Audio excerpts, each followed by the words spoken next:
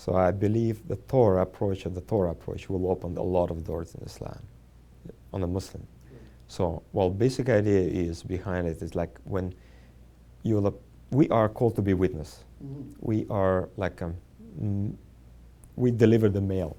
And the mail is a letter from Christ, like New Testament, like good news. So as we approaching the closed house with a closed door, I don't think we should use a letter in order to open the door. Oh, fair enough. So you use different tool, which is a key to open the door, and then you walk in and you introduce gospel. So that's why I use this analogy of the key. The Torah just opened the door on the Muslim, open the stronghold to bring this defense down and breach the wall, so to speak, and the stronghold. And then it became very easy to Christ walk in. Sort of the key opening out the truth, and the truth will set you free. Yeah, that's true. Well, finally, do you have any advice which you would like to tell Christians, listeners today? Kind of a final advice, words of wisdom? I think, you know what, as we see, Islam is very advancing, it's very loud, it's proclaiming message. Sure is. And I do value a lot of what our approach of apologetic. And we all call to be apologists. Right. We have to defend our faith, we have to give an answer to anybody who asks. But I feel now more to move from apologetic into the polemics. I want to see more polemicists rather than to people who do you mind explaining that a little bit? Well, basically the apologetic is more in defensive. The polemicist will be in offensive. So basically, polemicist is someone who will attack Islam, for example. Like what I do with my method is basically I'm striking Islam. When some of our listeners would be a little apprehensive with the idea that they're going to have to attack. Well, yeah. You don't mean that literally. No, but because I can use different words. That's fine. We could use offensive, or we can use advance towards it, or to question their belief. Okay. Not necessarily to only answer their questions, but also ask them a hard question. So maybe we've been a bit too passive in the past. Yeah, that's my approach, and I understand not everybody called to be evangelists, not everybody even called to be polemicists, but I hope to give a call to the Christian community, come from defensive into the offensive team, so to speak. That's my main, message to Christian That's community. great.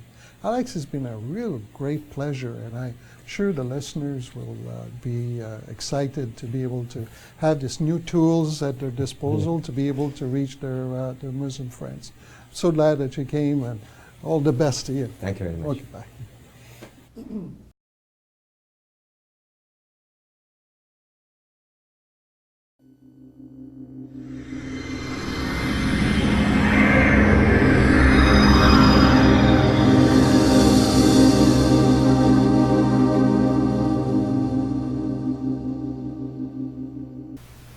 Well, Alex, this is I want to take this opportunity to be able to just ask you some questions about Islam that I don't have all the answers for, and I'm sure our listeners probably have. One of the things that I do often is to look at the media, and the media are using words. Words are very powerful, and one of the things in reference to Muslims, using the word moderate keeps coming up all the time. Moderate. What's a moderate Muslim? Is Islam moderate? Is Islam in fact a loving, peaceful religion, and so forth? And I'm kind of wondering if this is a false use of the word, that maybe it should be said, maybe nominal Muslim should be more accurate. Because it seems to me that the Quran itself is from cover to cover, has some parts in there that are very, very harsh. And there's others that are wonderful. I read certain passages that are almost inspiring. So it seems that certain Muslims, certainly in the West, are only reading these passages that they're comfortable with while ignoring the others. So they're not really moderate per se. I think it kind of gives it a false idea of what they are, as much as maybe nominal Would you comment on that? Yes, I agree with that statement because like we have nominal Christians, we have nominal Buddhists, we have nominal Hindu, they do have nominal Muslims. And the problem with Islam, as you said, because we have different, in the Quran is peaceful and it is violent at the same time, because there are two different Qurans. We have Medinan Qurans and Meccan Qurans. Meccan Qurans are the early part of Muhammad ministry, so to speak, and he was more peaceful towards non-believers, especially to Christians and Jews. He was speaking highly about it.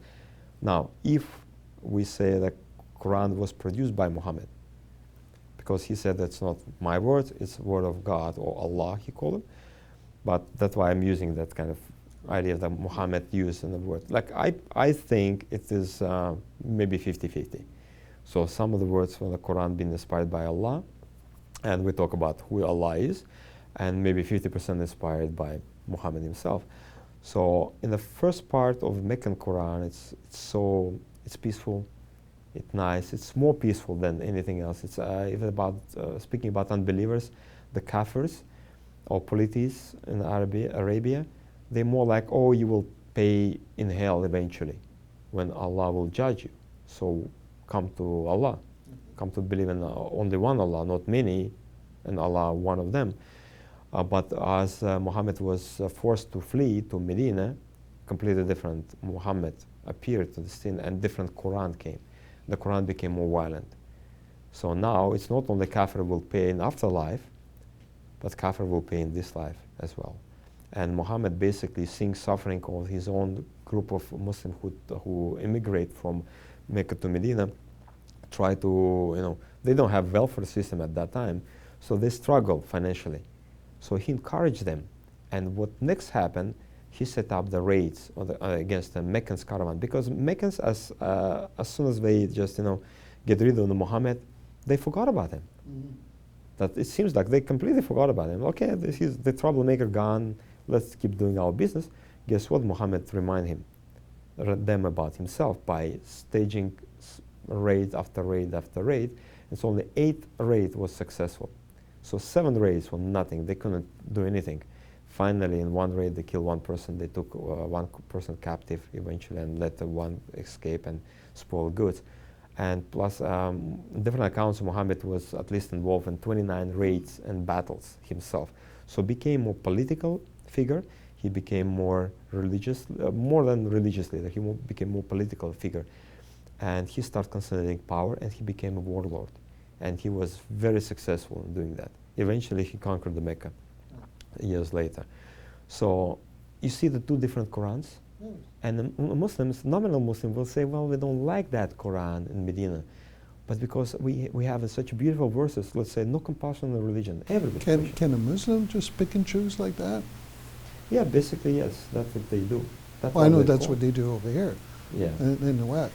Well, now we come to the question is, And then basically also, is that such a Muslim, is he still remains a Muslim? yeah, that's the question. That's right.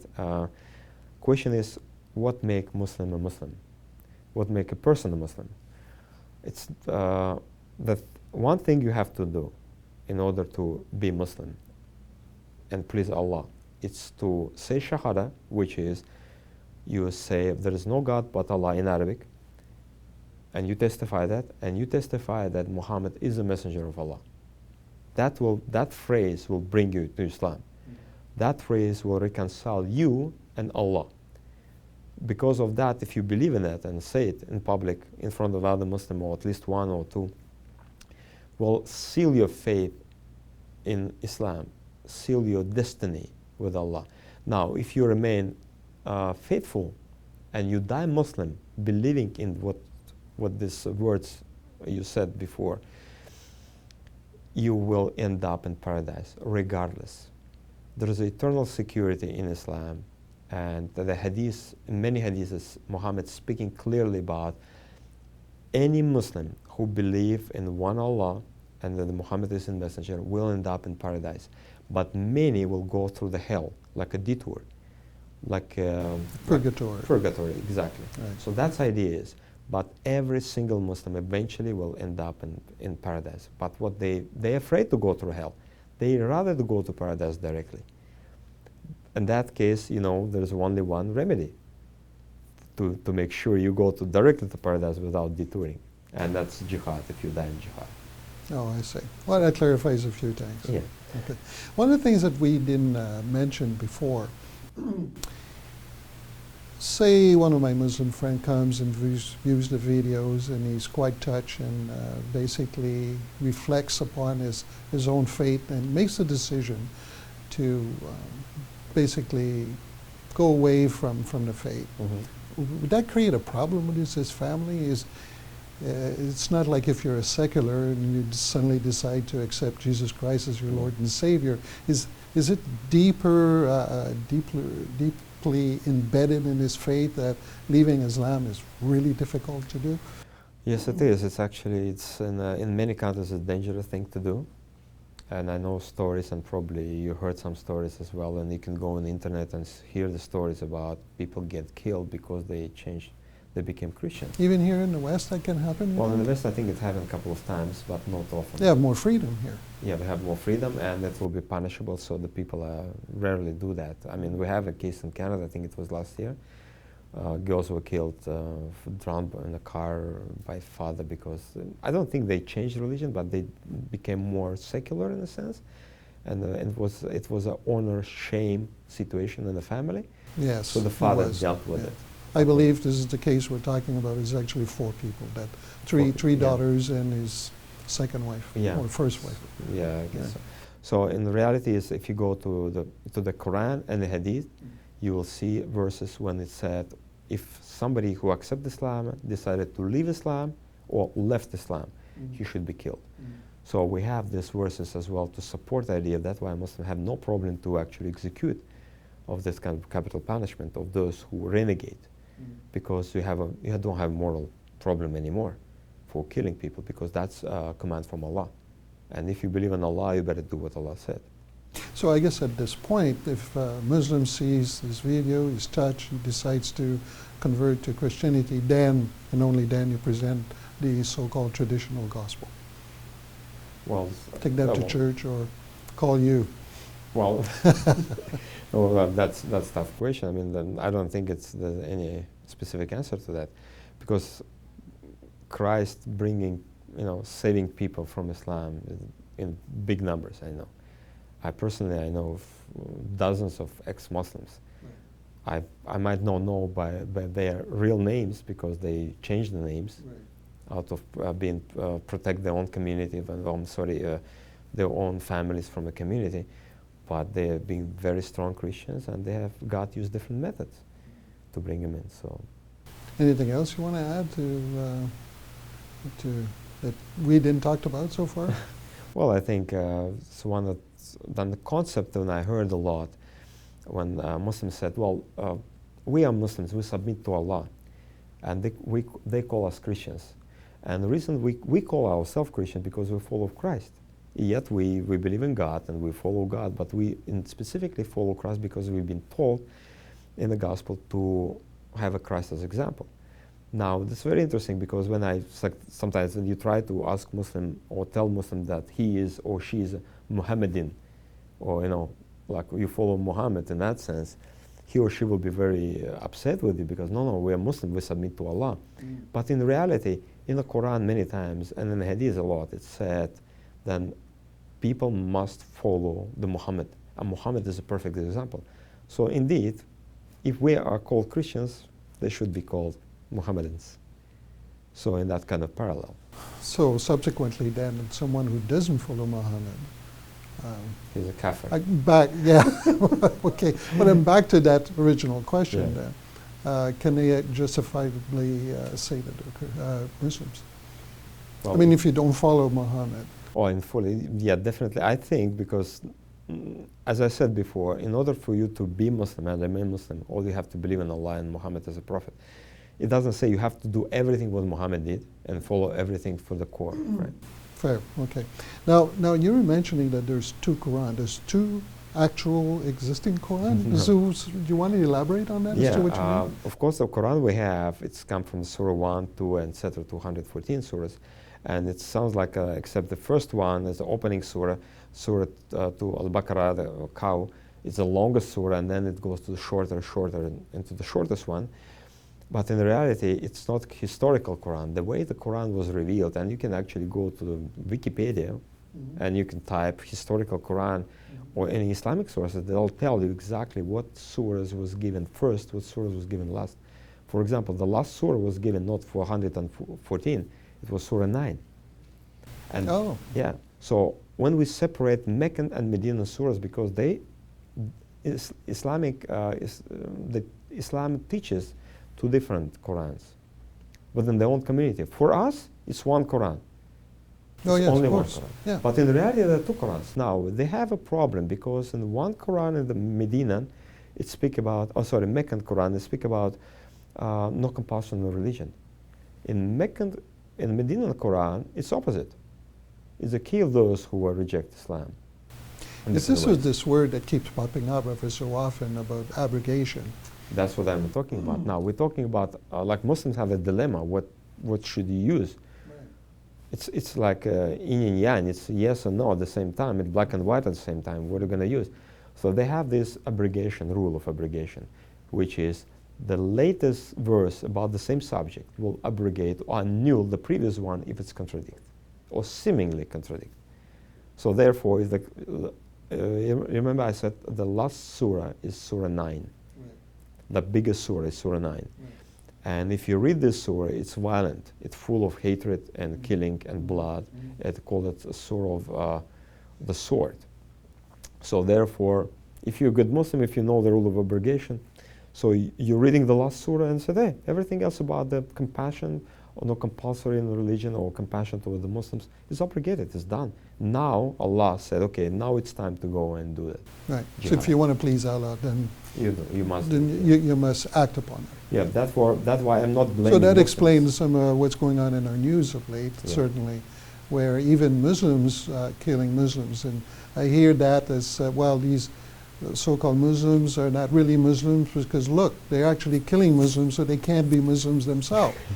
So there's a great confusion going on there. Yeah, that's true. Could you shed some light? Well, into basically, that? I understand like lately the news, like ISIS or IS, Islamic State. I mean, what they do, it's basically they repeat what Muhammad did.